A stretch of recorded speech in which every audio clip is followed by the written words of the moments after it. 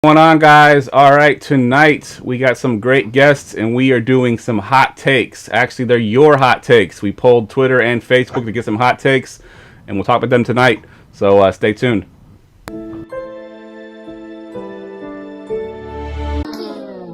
Fantasy football, you dealing with the best. Keep it hype, authentic, this ain't nothing like the rest. With the Armchair Fantasy Show podcast, give advice for all the listeners to improve your stats. Yeah, we live on goingfor2.com. Tuesdays and Fridays, this is what you want. Talking dynasties and daily drafts, and we just getting started, that ain't even the half. Yeah, so go ahead, tell your friends to join. Going for two, cause no one remembers the extra point. Hey, goingfor2.com, the Armchair Fantasy Show. What is going on, guys? All right, welcome to episode 156 of the Armchair Fantasy Show. I'm your host, of course, Jeff Lambert. You can follow me on Twitter at JeffLambert77. Presented as always by goingfor2.com and busr.com. We are live every Wednesday night on Facebook Live, Periscope, and YouTube. Syndicated on all major podcast networks, of course, streaming the Going for 2 app for iOS and Android. I'm here, as always, with my co-host, Mr. Ryan Searfoss. Ryan, how you doing tonight, man? Good, man. Ready to kind of relax, talk some football. Been a busy man today. Had to help my neighbor move directly after work. Nice. So I haven't sat down. Thought it's been awesome. I hope you got a beer there with you, right? Sir. Absolutely. All right. Good stuff. Also joining us tonight, Going for Two's own, his first appearance on the podcast, Jay Felicio. You can follow him on Twitter at GminJ. Jay, how you doing tonight, man? Doing great. I appreciate you guys having me on. Yeah, like you said, I'm at doing a weekly 10 things to know about week, whatever. It's kind of a mashup of a start, sit, buy low, sell high, and just kind of a little bit of everything. And also just started writing for Sleeper Wire. They just expanded to doing some articles at their Patreon website. It's no charge for the articles, though. So it's all free with that. Good stuff. All right, and also joining us on the phone tonight, Mr. Tom Bomb himself. Tom, I'm messing up. Bombadil, is that correct? That's right. All right, you could follow him on Twitter at Bombadil Fantasy. How you doing tonight, Tom? I'm doing well. I appreciate the invite. Started Twitter just a couple months ago and fumble around a little bit with it. I've made some pretty awesome relationships. I never claim to know more than I know. I kind of like to talk about how I stand on the pillars of simplicity and subjectivity in the fortune-telling business. So nice. I hope I can appease people with my thoughts, and I hope to look back and kind of laugh about who was right and who wasn't and grind for the next season. So good deal. And you actually won a contest to get on this show. We had a contest back in early July. We basically had people promoted or nominated any kind of analyst under 1,000 followers. We had 32 analysts that got nominated, and we eliminated them one at a time through polls. And you came out victorious, so congratulations on that, and we finally get to get you on the show. Yes, I appreciate it. That was a lot of fun. I think I probably sent off 400 or 500 messages a day, and if you hit on even a few, you'll get some foot traffic. Yep. So that was a lot of fun. Good I stuff. Appreciate that. Good stuff. All right, guys, so we got a busy night tonight, but we're going to quickly give you all a chance to plug yourself. I know, Jay, you said you were writing for Sleeper Wires now, and you kind of plugged yourself a little bit on Going for Two, but just give us an idea of your fantasy history, like how long you've been playing fantasy, and just kind of your favorite type of fantasy, anything you want to talk about.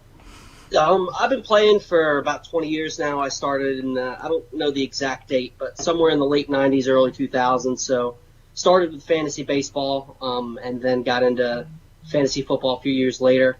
So I've been doing it for a while. I'm on the older side of things. I will say auction is by far my favorite in any sport. I started with baseball, same thing with auction, same thing. I branched into football a few years ago, and to me, it's just the most fair way. You can build your team any way you want. Everybody's got a shot at everybody, and I think that's the nature of the beast.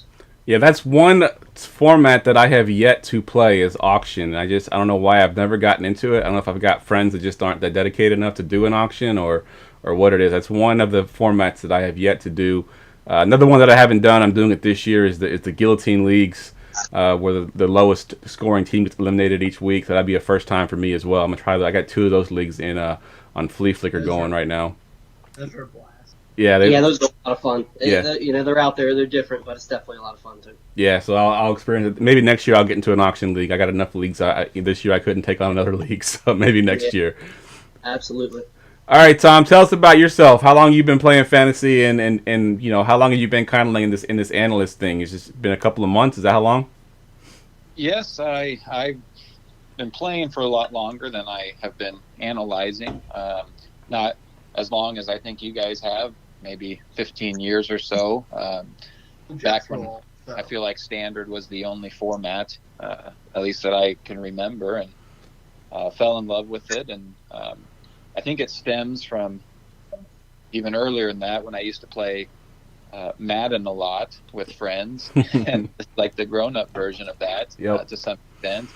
I like to build dynasties. I like to, collect the players and feel like in some weird way that they're mine, and then watch as they blossom and become great, and try to hit on the sleepers, and it's just a lot of fun. So good stuff. Yeah. So you got 15 years. I think you got Ryan beat. Ryan, how long you been playing fantasy? It was like 02.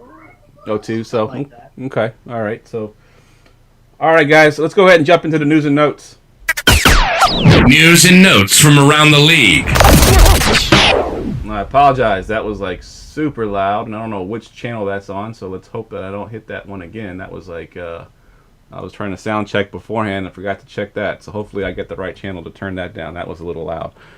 All right, guys. So we got lots to get into with news and notes. Brought to you, of course, by BUSR Sportsbook. Visit busr.com/going-for-2 to register to get your welcome bonus. You can place bets on NASCAR, MMA, PGA, and of course all your major sports like NBA, which starts tomorrow.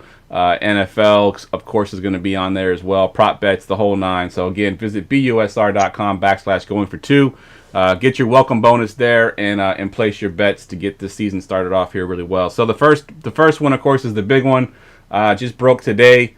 Damian Williams obviously opts out of his contract for the year due to COVID. I haven't heard if he's high risk or if someone in the family is high risk, but I know he has opted out. Ryan, what are your thoughts with Damian Williams, opting out and what that does for that offense? I don't think it changes it a ton. I think it may give CEH a little bit more of a boost in market share, but I don't know how much it's really going to be. They still got Darrell Williams there. They still have Darwin Thompson there, and I wouldn't be surprised if they pick up somebody else.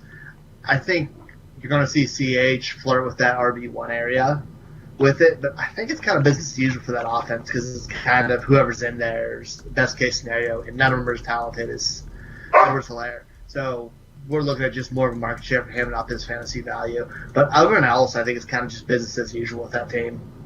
What are your thoughts, Jay? I'm pretty pissed off, to be honest, because I've always thought that Damian Williams is just another guy. I don't He is. He's more of a product of the system, and now CEH's ADP is going to skyrocket. I was excited to get him. You could get him in the 3rd or the 4th. Not going to happen anymore. Nope. I think it's like Ryan said. I don't think it's going to change much because I already think that CEH was going to take over that backfield. Good stuff. What about you, Tom? What are your thoughts on this situation? Oh, I think it blows Clyde Edwards-Helaire up. I think before this I wasn't convinced he was a RB1 like a lot of people, but I mean, unless it's DeAndre Washington or maybe we see the Darwin Thompson train take off this year, but I can't see a world where he's not pushing. I think that RB1, maybe running back 10-ish. Right. Range, rookie. I mean, his PPR league, I just think they're going to feed him all day. I think if he can pick this up, and obviously the COVID and the off season being what it is, but I mean, the way it sounds like they wanted him, Mahomes wanted him, I think he's the guy. I understand there's going to be some trouble with no off season here, but I don't want to blow that out of proportion either. You know, he can play football, and they get that rock in his hands. I think he's going to be fun to watch. So, yeah, and I think being a running back helps him in that sense too, because running back, as we know, is the easiest position to transition from college into the pros. The biggest issue that he might have will be pass protection, because usually rookies come in and kind of struggle a little bit with that. But I do think they'll find ways to cover that and get him to be successful. And I think that he's right off the bat. He's the guy there, because the other guys there are just basically Jags. So I agree with everybody. That moved him from running back 18 to 11 for me. Wow, that's a big jump. I just made a little bit of a change, but yeah, I have him jumping up like 10% market share, which isn't a ton, but it's enough to move the needle. Yeah, definitely. All right, go ahead, Tom. I'm sorry, I could see that being a landing spot for a Lamar Miller. You see one of those vets come in here too, and if that happens, that's quite a bit of different story now. But yeah, everybody in the world thinks Devonta Freeman. Yep, yeah, which makes sense because he fits. Yep. Yeah, I agree. He'd be a good backup there to kind of be that veteran presence. So yeah, good call. All right, these last few notes aren't that big, so I'm just going to give it to each one of y'all. We're not going to go around the room on each one of these. So we'll go with Raheem Mostert. Restructures his deal. Jay, we'll go to you on this one. What are your thoughts on this? I mean, we pretty much thought this was going to happen anyway, but does this change anything for you? Not really. Like you said, he really had little to no leverage. I don't think anybody realistically thought that he was going to get traded anywhere. Nobody was going to give up anything significant for him. Good for him. He made the move. He got paid. There was, for those who did think it, there was a little bit of time to buy low, but that is gone now. Yep. And those people that bought into some of those backups might be a little bit, pissed off now. The James Hasty owners and the Jeff Wilson Jr. owners. I do think they'll have some value. At least Wilson Jr. might, because I do think there's going to be a three-headed monster there at some point. And, of course, running backs do get hurt, and Shanahan likes to have more than one guy. But I do think that if you thought he was getting traded and it was going to be one of those other guys, job to take, it's not going to be the case now. I think it is Mostert's job. Ron, I'm going to go to you on this next one here. This is not really a fancy relevant thing unless you're talking about defenses here or IDP leagues. But Jamal Adams gets traded to the Seahawks for a pretty hefty price. What are your thoughts just in general for NFL reasons on this trade for the Seahawks? Honestly, I think the Seahawks vastly overpaid, but they're a win-now team, and he is the best in the business safety. He's probably the best strong safety in the league, if not the best overall safety. He can man cover. He plays in the box. He does everything, man. He's going to change that defense and give them a ton of attitude at it. So I love the move for them.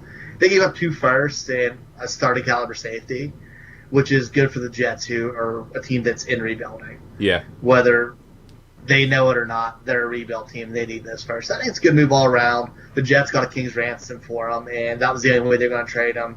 And now they don't have Jamal Adams squawking in their ear anymore. Yeah, I think a big part of them overpaying was the fact that I think the Niners were also in the market for him, and they don't want to see him go to the Niners, because I do think that would kind of help them with that, one of their weaknesses. And they kind of overpaid to make sure that he didn't go to the Niners. So that's, good for the Seahawks. That if they can win a Super Bowl with him there, then it's worth it. But he's a damn good player, man. He is really a good player. Yep, and I think they overpaid. But if they end up going over the hump because of that reason, then it's not an overpay at all. Tom, I'll go to you for this next one here. Quarterback news from Miami with Tua Tagovailoa. He is ready to go for the start of camp. No restrictions according to their coach. What are your thoughts on Tua? Do you think he starts the season? Do you think he jumps Burrow in any kind of rookie drafts? Does he take over that number 1 spot now that he's fully cleared? Or how do you think on this? Man, I am the biggest Tua fan there is. I put myself 365 days back, and I think of the whole tanking for Tua talk and how everybody thought the Dolphins, they're going to go that route. They're going to get their guy, and we know what happened. They didn't. They still got their guy. My heart says I hope he starts. My head says I think with everything that's happening, it's got to be Fitzpatrick at least out of the gate. And I, in redraft, maybe I'm staying away a little bit more. Dynasty, I think I'm selling the farm to try to get him. I look at what he does, his arm, his legs. I feel almost a Russell Wilson 2.0 in that sense. He's special, and I think whenever he does get that shot, it's going to be something good going on down there in Miami. So I'm big with him. So what are your thoughts? Like, if he doesn't start the season, what do you give him? Week 3, week 4, week 5, or is it just a matter of how well Fitzpatrick plays? I don't know. I think those fans in Miami, I think they have a lot of excitement. There's a lot of good things going on with that organization, how they're building. I think it's just going to depend on the record. If they come out and they're strong, I think they stick with Fitz. But the second things start to maybe go south, I could see them being in the playoff hunt, and maybe they're have a bad game and they find themselves on the verge and they say, give us two, I don't know, I'll throw a number out, week 5, week 6, you start to maybe see some chatter, and then it just goes from there. I don't know, but I'll tell you this, if he does come in, I think he ignites that team, and I do think they make the playoffs. I think you almost be that Tebow-esque, go back in a time machine a little bit, but that passion and excitement and, everything that he's not controlling somehow gets credited to him, and, maybe they go on that run. So I don't know what Flores will do down there, but I think they want to unleash him, and I think that coaching staff, they know their leashes aren't as long as maybe they once were, so I think they'll play the best player. Yeah, I think after Fitzpatrick's first 5-interception game, I think we'll see Tua, whenever that may be. You never know with that guy. It could be week 4, week 5 before. He's going to give us one of them. He will. He always does, but I think after that we'll see Tua for sure. All right, that's it for the news and notes, guys. Again, brought to you by BUS. We got some breaking news. Breaking news, Ryan. What you got? NFL Top 100, number 1 player, none other than Lamar Jackson. Oh, yeah, you got to break that news, Ryan, the Ravens fan. I have to break that. MVP. Is that another one of them? The bell right there. Good stuff. Sorry to interrupt the vlog. Nope, you're good. Like I said, brought to you by BSUR Sportsbook. You can visit busr.com/going-for-2. Register, get your welcome bonus, and get those bets in. Like I said, NBA starts when you listen to this podcast. It'll be starting on Thursday night, and then going from there. Of course, NHL is back. Sports is back, and the NFL will be right around the corner before you know it. So get that registration in there and get that welcome bonus. And real quick, before we get to the hot takes, I want to plug the Grinders Championship one more time. Let me pull the belts out here. Grinders Championship, it's a DFS contest for week 1 only. It's a charity contest. It is free to join. Donations obviously are encouraged. If you donate to the GoFundMe page, just visit goingfor2.com/grinder. Like I said, it's free to join, guys. If you can't afford to donate right now, you have until the end of August to donate. But go ahead and get your name in there, get your email in there. And once the contests go live on DraftKings, I will create a contest. Get the URL code and email it to everyone that has signed up. I think right now we have 125 registrants so far, and we're right about almost at $500, I think, on the GoFundMe page. So we're hoping to break our thing from last year. I think we had almost $800 last year. Hoping to break that with this August coming up here. We should get some new entries. So again, goingfor2.com/grinder to register for that. All right, guys, so I polled Twitter and I polled Facebook, and I wanted to get some hot takes from the listeners out there, and I didn't give them to you on purpose because I want y'all to kind of be shocked and awed by some of these hot takes that I've got. And we're going to kind of put them into 3 categories. We're going to put them into a probable, which is it's possibly going to happen. It's more likely than not that it could happen. Questionable, of course, is 50-50.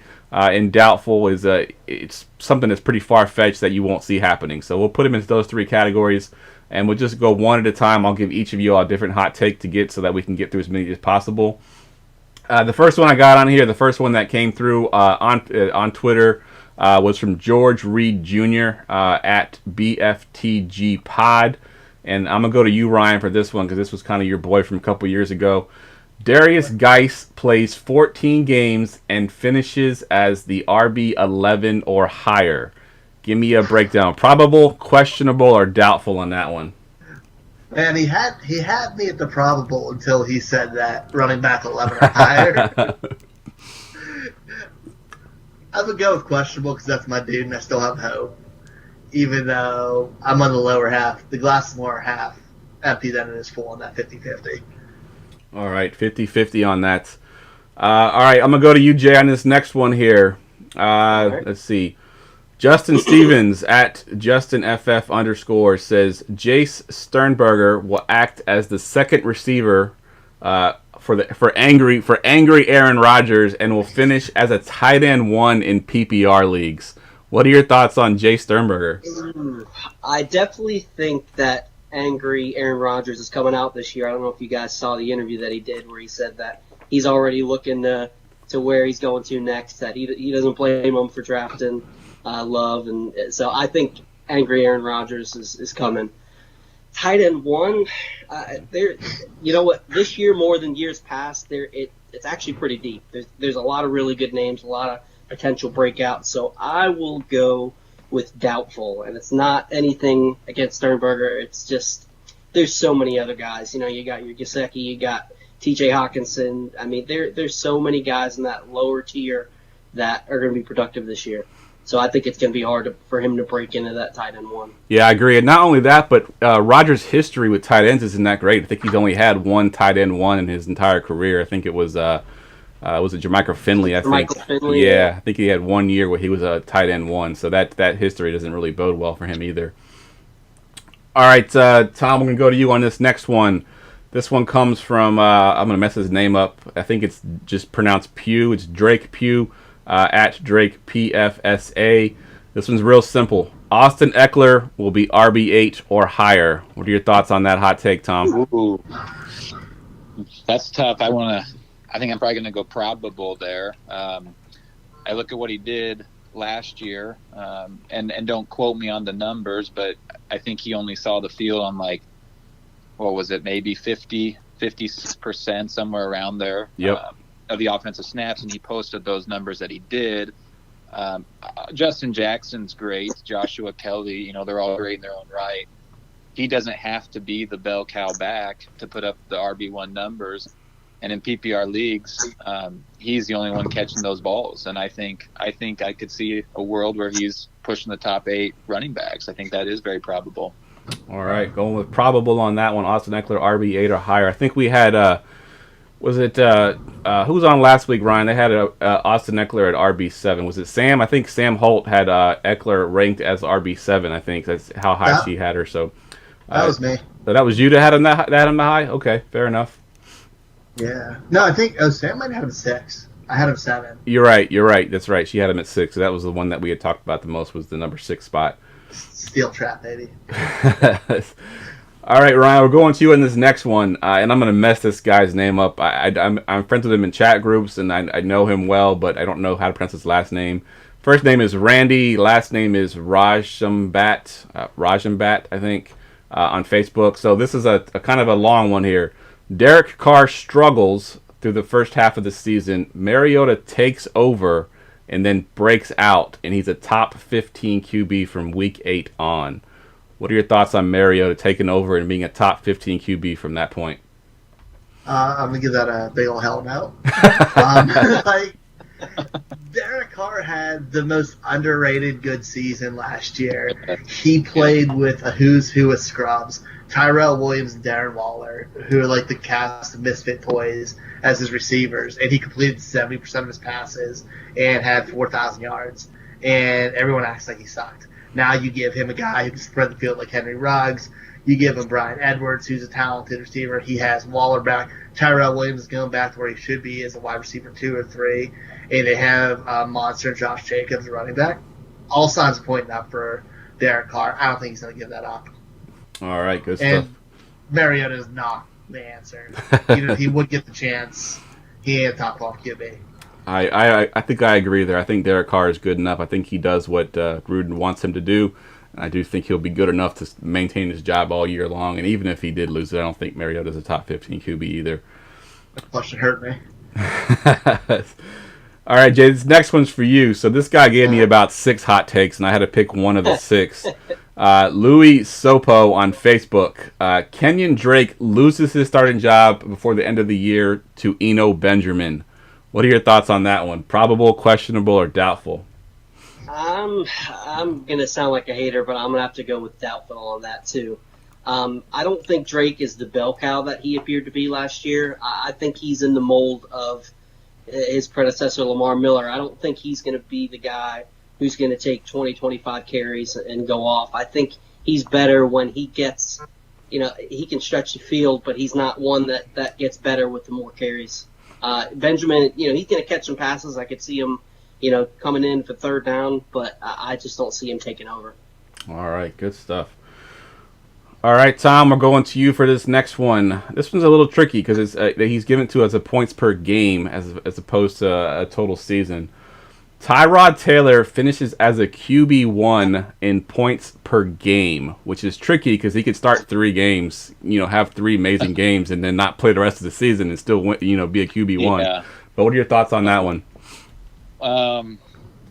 What was it again? The top what? Tyrod Taylor finishes as a QB1, so at the top 12. I'm going to go doubtful. I don't see a world again where maybe he does have 3 stellar games and they decide to pull him. So I'm gonna bypass that scenario, I suppose. He could be serviceable. I don't know exactly when they plan on unleashing Herbert. That could kind of fall in the same boat I talked about earlier. There's a lot of talent there on that team, and before it gets too bad, they're going to have to, I think, bring out Herbert. I don't know how long Tyrod lasts. I think he's a good quarterback in what he does well, but I'm not ready to jump on that ship yet. I'm going doubtful with that. Yeah, I have to agree with that as well. I think if you look at the QB landscape right now, I mean, there's so many good QBs. There's guys going, QB 15, QB 16 that I'd be happy with on my team. So I think that QB landscape's just so deep. I know he gives you the rushing upside. He's a pretty safe quarterback. Doesn't take a lot of risks. He doesn't throw turnovers. So I think that in that sense, I think he's definitely a viable quarterback as long as he gets this, gets the playing time. But for him to finish as a QB1 would be quite an amazing feat for him, and I don't see it happening. Oh, no doubt. No. All right, Ryan, we're going back to you for this one. This one's an interesting one. Jason Williamson on Facebook. Brashad Perryman leads the Jets in receiving yards and receiving touchdowns, but not catches. That's Crowder. What are your thoughts on that one, Brian? I think it's 50-50. They don't have really a elite guy. Perryman, who I hate, played very well last year. And he does a lot of what Sam Darnold likes with his deep playability. He has the speed to spread the field. Darnold likes taking shots. I could definitely. I have him projected to lead in touchdowns, and I have him just behind Crowder in yards. But I could definitely see him passing it. So I'll say 50-50. 50-50. I'll say probably. Yeah. Yeah, I could see it. Maybe the better side of 50-50, but yeah. Yeah, I could see it. I mean, he's a big play receiver. Get a couple big plays in there. I could definitely see it. That team's not going to be that good, I don't believe, so they're going to be throwing the ball quite a bit. All right, so let me see. Who are we at? We're on Jay now, right? You're up next, Jay? Yep. Let me find you a good one here. All right, this one's not fancy related. I'm going to go ahead and give it to you anyway. It's pretty simple. The Cleveland Browns win their division. Yeah, what do you think? Probable, questionable, or doubtful? I'm going to go with a big doubtful on that one. There's this guy named Lamar Jackson in that division. Yeah. That I think that they're going to be A-okay. And you know what? I know we look good as rookie season, but I just don't know if I buy Baker. I really don't know. I know a lot of last year had to do with Freddie Kitchens and his inability to be a head coach, but he just looks scared out there, and I could see him bouncing back, but I don't know if I believe it. Yeah, I agree with you on that one as well. All right, Tom, we're going to you for this next one. This is from one of our listeners, our big time listeners, AJ Smithington on Facebook. Keenan Allen is not a top 10 wide receiver this year. I think he finished at receiver 8 or receiver 7 last year, depending on your scoring situation. Of course, he's got a new quarterback now, so he's outside the top 10. What are your thoughts on Keenan Allen outside the top 10? That's a tough one. It'll be close. Just simply based on Keenan Allen, his response to the top 100 players, I'm going to say he will finish in the top 10 this year. Try to prove everybody wrong, but he's reliable. If you're going to sit there and talk about Tyrod Taylor and at least being a guy that maybe won't take so many chances, I could see him, pegging Keenan as his guy, kind of like Rivers did. Keenan is great at what he does, which is runs routes. He catches the ball. He gets open. I don't think maybe a lot changes for him. I think if you're in any dynasty leagues with people who are worried it does, those are the ones I want to be in contact with. But yep, I like Keenan in the top 10. I mean, he's a stud. He's so good. I think he'll be fine. You know, he's still number one receiver on his team, and he's the guy. He'll be good. He's a top receiver, top 10. Yeah, people are hating on a quarterback situation, but I kind of reminded him that, you know, I think Tyrod Taylor's had a few wide receiver ones before in his past. I think he had Sammy Watkins in one of his years. I think Jarvis Landry would have been on pace for one if he hadn't lost his job to Baker Mayfield. I think Landry's on pace to be a receiver one that year, so he can definitely get that up there as long as they give him the chance to throw the ball down the field. Ryan, I'm gonna go to you on this one, because this one I know you're gonna laugh when you hear this one, because this is from a friend of ours I know as well as you, Jay.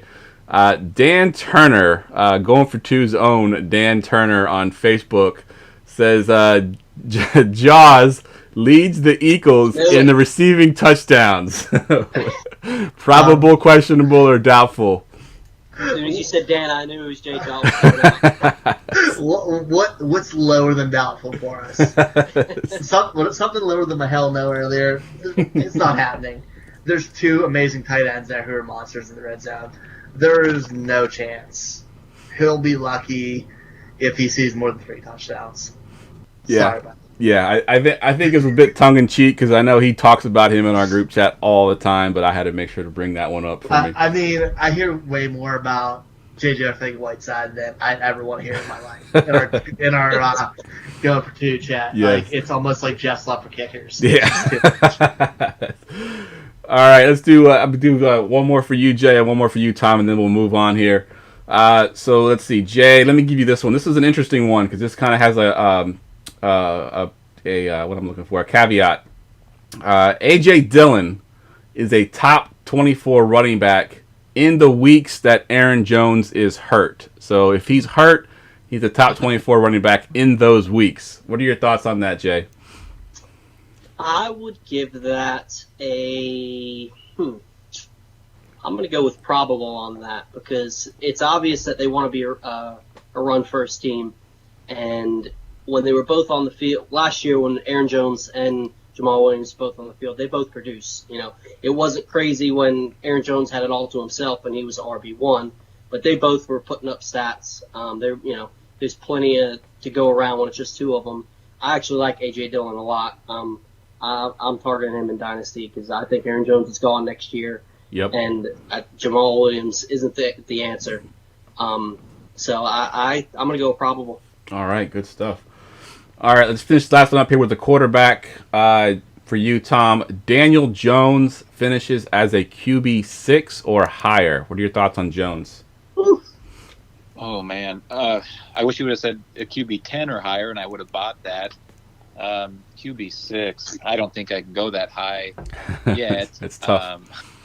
I do like him. I like him a lot, and I think that organization likes him more than I do. You know, say what you will about Gettleman, but he gets his guys, and I just don't think he can make that jump yet.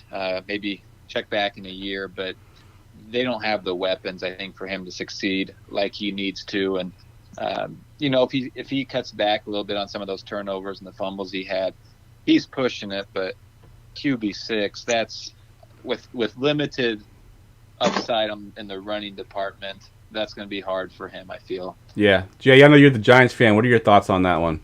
I couldn't agree more. I think Danny Dimes is getting a little too much hate. I think he's going to be a top 10 fantasy quarterback. He had some really good weeks last year, and he didn't have a single week where he had all his weapons, where Tate, Shepard, Slayton, Ingram, and Barkley all played.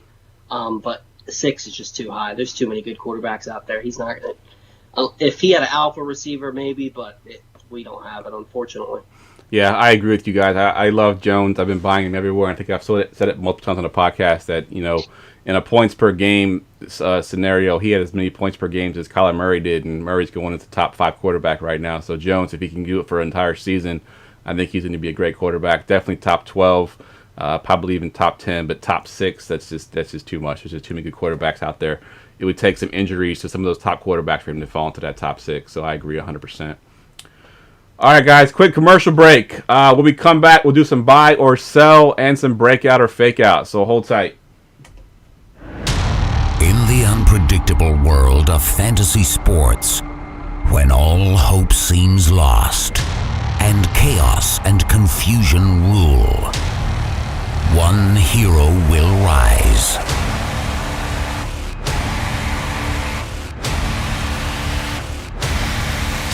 And change everything. Going for 2.com. Because no one remembers the extra point.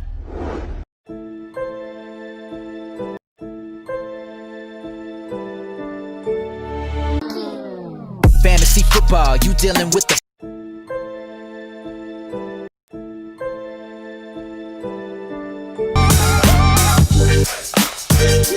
All right, guys, welcome back. Sorry about the loud drops there. I'm still trying to figure out which channel that is on my mixer there. I apologize. I thought I found it, but I didn't. So we were a little bit loud there. All right, guys, so let's go we're going to go to buy or sell this time, guys. Let me hit the drop. Hopefully it's not too loud this time. If I can find it. What you gonna do? Buy or sell? All right, guys, we're going to do buy or sell. I'm going to give you some scenarios, and you're going to tell me if you are buying or selling that scenario. Jay, we're going to go to you first. Buy or sell. DeAndre Swift becomes the 5th Lions running back and first since 2013 to have a 1,000-yard rushing season. What are your thoughts on that? Buy or sell? I am going to sell this. It's not a hit on Swift. I like Swift a lot. He's got a lot of talent. I think he's going to succeed there. And I do think eventually he will have a 1,000-yard rushing season, but he's got a couple of things working against him. It's been said over and over and over again on Twitter how rookies are at a disadvantage because of COVID with, a lack of in-season workouts and delayed training camp and no preseason. So I do think that's going to hurt production somewhat. Also, I don't think the Lions are ready to completely give up on Carry-On. I think he's going to chip away a little bit at some of his production. And the Lions just aren't very good at running the ball. I do think he's going to be productive. I think he will have over 1,000 yards combined because Stafford does love to check down the ball to the running back and he can catch the ball. So I'm going to sell him having 1,000 yards rushing, but I do think he will have 1,000 yards combined. All right, good stuff. I like that. I like that a lot. I apologize, having some difficulties here with my cameras, so you're going to have to see the green screen, guys. I apologize. You're not going to see the fancy background because for some reason my camera switcher is kind of messed up right now, so I apologize. But we're going to move on here to buy or sell for Tom. Excluding his rookie season, 127 targets was the fewest that DeAndre Hopkins has ever had in any season. So buy or sell this year, he gets fewer than that 127 in 2020 with his new team. Oh, I'm selling that. I'm selling that big time. I think Nuke's going to sit around that 150 mark we saw this year. I keep playing this scenario in my head every time. I cannot fathom a situation where Kyler is not peppering him with targets. Kingsbury likes to run those 4-5 wide receiver sets. Kyler's ability to make plays with his legs and this keen ability he seems to have, or this desire to not run as much as maybe other guys might. It's going to be a big year for Nuke, and I'm jumping on that as much as I can. I think he's got a revenge tour in his eyes. His down year, so to speak, last year was still impressive, and he's not. I don't want to believe he's getting lower than 127 targets.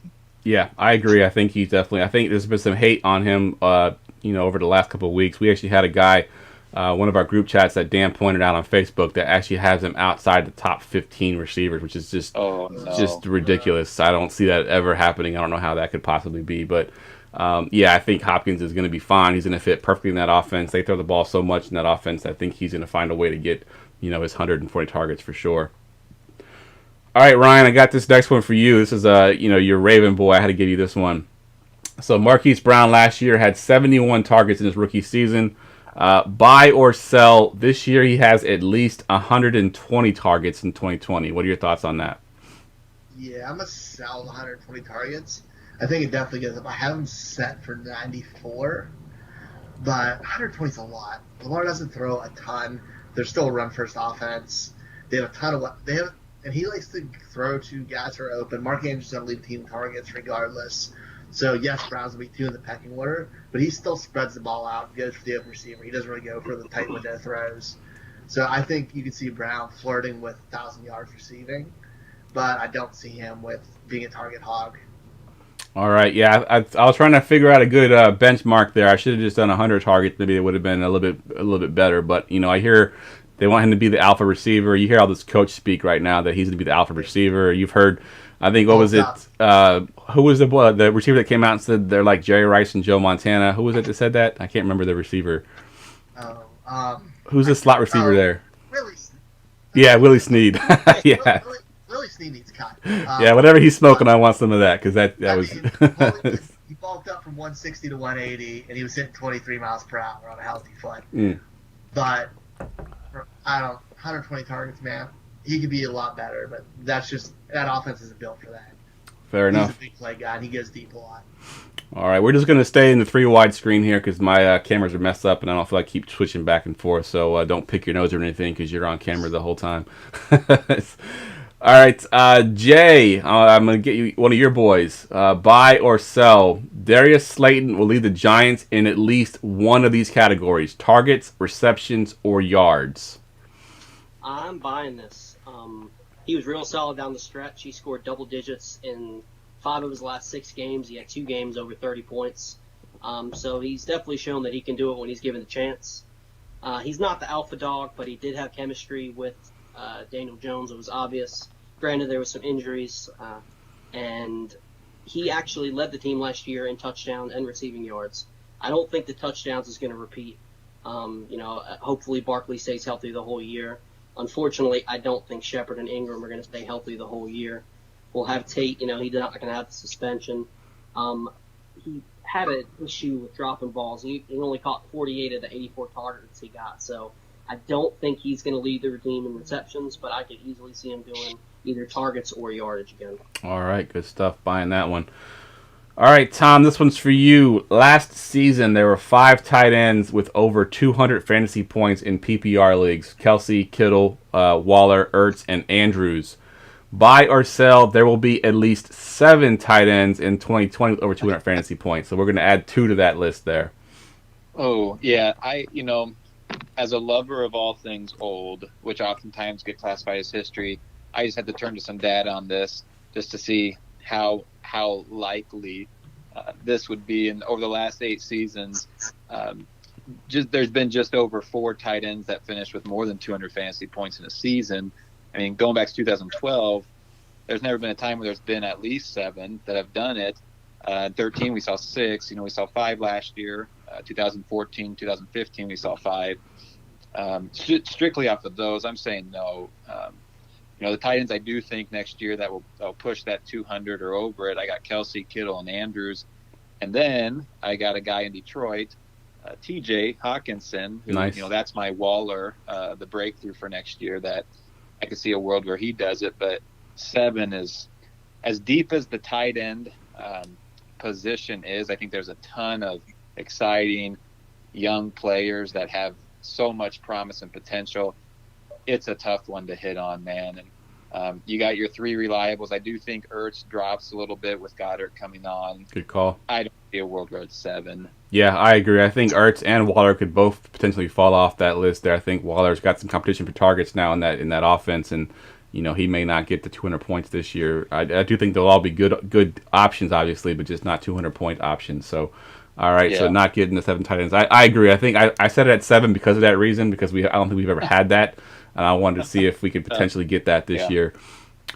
All right, Ryan, this last one's for you. Alvin Kamara has had exactly 81 targets in each of his first 3 seasons. Buy or sell, Kamara has over 90 this year. Yeah, I'm a sell. I think he's going to have lower than the 81, honestly. They have more weapons there with Emmanuel Sanders added. I love Jared Cook. Obviously, Mike Thomas going to get a ton of targets. I could see Kamara having the most carries he's ever had, but I think he's going to get a little bit less in the passing game. All right. So Kamara less than 81 for the first time in his career. All right. I like it. And I love Kamara. Yeah. He's still my RB4. Good stuff. All right, guys, let's do breakout or fake out. Breakout or fake out? All right, so before the show, I asked each one of y'all to bring one breakout and one fake out. Jay, we'll go to you first on yours. Let's get your breakout first. Who do you have for your breakout player? So I had this decided before the news broke today, but my breakout is CEH, Clyde Edwards-Helaire. Nice. Before everything that happened today, I was really high on him. One thing that really keeps sticking out to me is his comparison to Brian Westbrook from Andy Reid. And those who have been playing fantasy long enough to remember how much of a beast Westbrook was, that has me excited. Mahomes picked him out, and actually, the Chiefs have been looking to replace Kareem Hunt since they've had to cut him. Yep. They've had some production out of the backfield, but nothing like Kareem Hunt. So I think that, them handpicking him, Andy Reid comparing him to Westbrook, I think he is in for a monster season. I had him as my number 10 running back on the season before this. So I might bump him up a spot or two once I take a look at things. Nice. Good stuff. I love that one, going with the rookie there.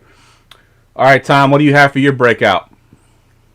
I'm going Darius Geis. I just can't get over those pictures he posted on Twitter, or that were posted of him. As I've seen people Darius Geis and the muscles on the guy. He's unreal, and I think his injuries, obviously, it's unlucky. And I've seen the things where people make the argument, it's similar to Cook in a lot of ways, but with Cook being the soft tissue injury and Geis just kind of being the bad luck, I think if you ever want to jump on an asset right now that has unbelievable potential, it's the unanimous 1-2 from just a couple of years ago behind lightning in a bottle, Barkley himself. I'm all in. I think for the price and what he's capable of. I know there's, for whatever reason, that team in Washington, they like to load up on their running backs. Yep. I don't, maybe it's the insurance policy, but the best player is going to come through. In my mind, there's no doubt he's the best one. And obviously, we say with anybody, you can avoid the injury. If that happens with him, look out. I mean, he's special. He is so good. Yeah, I agree. And I live here in Washington, D.C., so I hear all about it. And today they were talking about Bryce Love and how they didn't put him on the PUP list. And he's supposedly healthy to go. So I do think he has some competition this year. But I do think it's going to be a good thing for him if he can stay healthy. It'll push him a little bit. We've seen him on the field, and he's on the field. He's amazing. So if he can just stay on the field, I do think he can be a breakout for sure. And the price you're getting him for right now, he's basically free. So agree 100%. He could be a breakout. All right, Ryan, who you got for your breakout? I'm going with the guy who I've just been beating the drum for recently, and that's N'Keal Harry. I think Love it. We kind of forgot what he was. Just a year ago, before he got injured and missed time last year due to injury, he was rookie wide receiver 1 because he was big, he was fast, he could run after the catch, he had great hands, he could go with jump balls, he was built like a true alpha receiver, he played with an attitude, and everybody loved it. Film people loved him, analytics people loved him coming out. He was the whole package. Then he got hurt, and Tom Brady did Tom Brady things because he gets those guys he trusts. Guess what? That offense has changed. You have Cam Newton who loves big-bodied receivers. Yep. They don't have anything he can trust at tight end. I don't see him peppering Julian Edelman or the running backs. N'Keal Harry's built for that offense, and he's built to succeed with Cam Newton. We saw Devin Funchess do it. We saw Kelvin Benjamin do it, and guess what? He's far more talented than both of them. I think he could be an absolute stud in that offense. I think he could be a wide receiver 3 or better this year, and even better in the years to come. Nice. I love it. I've been getting Harry everywhere I can possibly get him. Everywhere. Yep, because, you're getting pretty cheap. I think I got him as I did a startup. I finished up last week, and I got him as my receiver 5. I had 5 receivers before I drafted him, and I think that he can potentially be a number 1 for me. So I love Harry. I agree 100% there. All right, let's flip the script now. Let's go with fakeouts. Jay, who do you have for your fakeouts? Fakeout might be a little controversial, but I'm going Kyler Murray. Ooh. Not that I don't think he's got the talent. I think he's going to be a stud. eventually, but this really smells a lot like Baker Mayfield last year. His ADP right now is 3. Oof. He's going over Dak Prescott. He's going over Russell Wilson. He's going over Deshaun Watson, and there's just too much hype. Hype train's off the rails. Everybody sees DeAndre Hopkins, who he's my favorite wide receiver in the whole league. I got a DeAndre Hopkins jersey. I think he's the best wide receiver talent-wise in the league. But he's going over there, and everybody thinks automatically it's going to click. Well, even with a regular offseason, we saw last year with Odell going over with Baker, it takes time for chemistry to be built, and they're not able to do that right now with everything going on in the world of COVID. And the stat that I love too, like you said, he averaged the same amount of points as Daniel Jones. So obviously he had his ups and downs. He had plenty of highs, but he had plenty of lows as well. So it's not necessarily a fake out. I don't think he's got the ability to break out. I think everybody thinks it's already there. You're buying him too high at the QB3 ADP. Yeah, I mean, just to go on that note about his highs and lows, I have him in my main dynasty league, and I started him for a couple games there in the middle of the season. But towards the end of the season, I didn't play him because he wasn't doing that well. I even at one point played Fitzpatrick over him because he was just lighting it up at the end of the season, and Murray wasn't doing that great. So I agree 100% that he could potentially be the Baker Mayfield. I do think I'm a little bit higher on him than you are. I think I do have him at QB5 right now because I think his rushing ability is there. But I can see a scenario where he does kind of go on that Baker Mayfield where he kind of reverts a little bit and doesn't do what everyone expects him to do. So good one there. All right, Tom, who do you have for your fake out? Oh, I'm going the QB there in Denver, Mr. Locke. And don't get me wrong, I like the guy. I think he was the right pick that Elway made, trading back into that round to get him, if I remember. He struggled there in Denver, and I'm talking about Elway for a while. And I think he wants to believe Locke is his guy. Yep. Came out, CBS had that article that dropped today about Elway's tempering some of his offensive hopes for this season. I just have this feeling that if Locke doesn't do it, and I'm not convinced he will, I think the Broncos move on. I think there's this guy down in South Dakota State that they might jump all in on next year, but they have so many weapons. We've seen it before where, the pressure might just be a little too much. And he had great play last year, but it was erratic at times. And yep. I'm not convinced he's this superstar NFL quarterback. And they got some teams in that AFC West that they're going to want to compete with, one in particular that they need a superstar quarterback. So I don't see it for Locke. I think he might be faking a few people out. All right. Good one there, because I actually love Locke this year, and I do think that it's a make-or-break season for him because he does have all the weapons you can possibly want. I mean, they went out and got, Judy. He already had Sutton there. They got Melvin Gordon. They already had Philip Lindsey. They got 2 good tight ends. It's like, if he doesn't do it this year, I mean, when is he going to do it? So I agree. I think it could be a fake out. He could definitely struggle there with that pressure, so good call. All right, Ryan, what you got for your fake out? We are sticking with the Denver Broncos, and I'm going with Melvin Gordon. I think Melvin Gordon has been a bit overrated his whole career. He's never been an efficient runner. He's had one season over 4 yards a carry, which is not good. I know it's not the end-all be-all or running back stats, but you at least have that point where you want a guy to be efficient and carry the ball well. He's had one 1,000-yard season in his career. And Philip Lindsey is somebody who's played so well for them. He's had 2 back as an undrafted free agent. My man's had back-to-back 1,000-yard seasons. He's averaged 4, 5, and 5-1 a carry. Or 5-4 a carry. They love him in that offense. I think you're going to see Gordon get those grind of yards and that between 20 and maybe short yardage runs. But he's not going to be as involved in the passing game as he was for the Chargers because Philip Lindsey's really good at that. And he's not going to get as many carries as he used to, where we saw him at the 250-plus yards. I think Philip Lindsey has a lot bigger role in that offense, and I think it really pushes down Melvin Gordon's value. All right, good stuff. I love it. I kind of had a feeling you would go with Melvin Gordon because you talked about him in the last podcast too, as kind of being a bust. So I like that. I like that call as well. All right, guys, it's time for the fan favorite segment of the night. Get ready for GoingFor2.com's Forgotten Fantasy Player of the Week.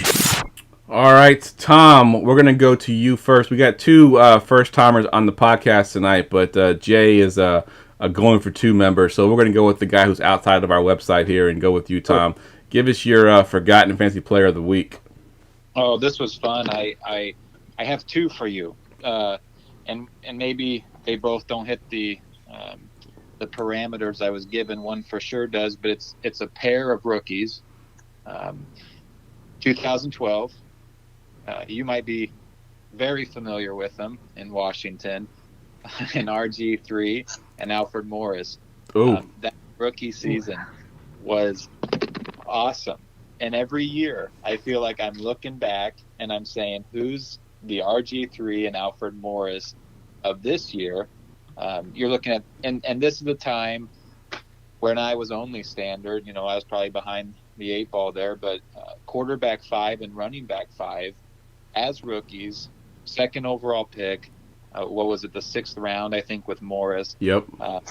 And then you look at what happened. I mean, the aftermath is what I think makes this so great for your forgotten fantasy player segment. Is the next 5 years for Morris, he goes from the RB5.